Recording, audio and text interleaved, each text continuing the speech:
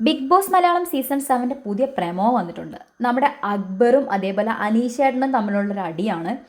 എന്താ അടി എന്ന് പറഞ്ഞാൽ അനീഷേട്ടൻ സുപ്രഭാതം പറയുന്നതിനെ ചൊല്ലിയാണ്. അവിടെ എന്താണ് അതിന് മുന്നേ സംസാരിച്ചുള്ള ഡിസ്കഷൻ എന്ന് നമുക്കറിയത്തില്ല. എങ്കിലും നമ്മുടെ അക്ബർ പറയുന്നത് എന്താണെന്ന് വെച്ചാൽ ഇത്രയും നാളും വന്ന നാളിൽ സ്റ്റാർട്ടിങ്ങിൽ ഗുഡ് മോർണിംഗ് പറഞ്ഞുകൊണ്ടിരുന്ന ആൾ ഒരു 3-4 എപ്പിസോഡ് കഴിഞ്ഞപ്പോൾ തൊട്ട് സുപ്രഭാതം പറയാൻ തുടങ്ങി. അത് ഇത്ര വലിയ തെറ്റാണോ? സുപ്രഭാതം മലയാളം ബിഗ് ബോസ് അല്ലേ, അതിൽ സുപ്രഭാതം എന്ന് പറയുന്നതിൽ ഇപ്പോൾ എന്തെങ്കിലും തെറ്റുണ്ടോ? അനീഷ് അവിടെ ഒരു സ്പെഷ്യൽ അട്രാക്ഷൻ അല്ലെങ്കിൽ ഒരു ബിഗ് ബോസിൻ്റെ ഒരു ഇത് പിടിച്ചു പറ്റാൻ വേണ്ടിയിട്ട് അനീഷ് സുപ്രഭാതം പറയുന്നു. അനീഷിൻ്റെ ഒരു ഇതുപോലെ അതിനകത്തിപ്പോൾ എന്താ പ്രശ്നം, അതിനകത്തിപ്പോൾ എന്തെങ്കിലും ഇഷ്യൂ ഉണ്ടോ? അത് അക്ബർ ഇപ്പോൾ ഇവിടെ എടുത്തിടുന്നത് എന്തിനാണെന്ന് മനസ്സിലാവുന്നില്ല. അപ്പോൾ അനീഷേട്ടൻ പറയുന്നുണ്ട് നട്ടാൽ കിളിർക്കാത്ത നുണ പറയുന്നു എന്നൊക്കെ തിരിച്ച് പറയുന്നുണ്ട്. അപ്പം ഇതിനകത്ത് അക്ബറിന് എന്താണ് പ്രശ്നം, അനീഷ് ഇങ്ങനെ പറയുന്നതിന് അത് മനസ്സിലാവുന്നില്ല. പക്ഷെ അനീഷ് ഇങ്ങനെ സ്പെഷ്യലായിട്ട് എടുത്തിങ്ങനെ ചില കാര്യങ്ങളൊക്കെ സ്റ്റാൻഡ് ഔട്ട് ചെയ്ത് നിൽക്കാൻ വേണ്ടി ചില കാര്യങ്ങളൊക്കെ ബിഗ് ബോസിൽ കാണിക്കുന്നുമുണ്ട്.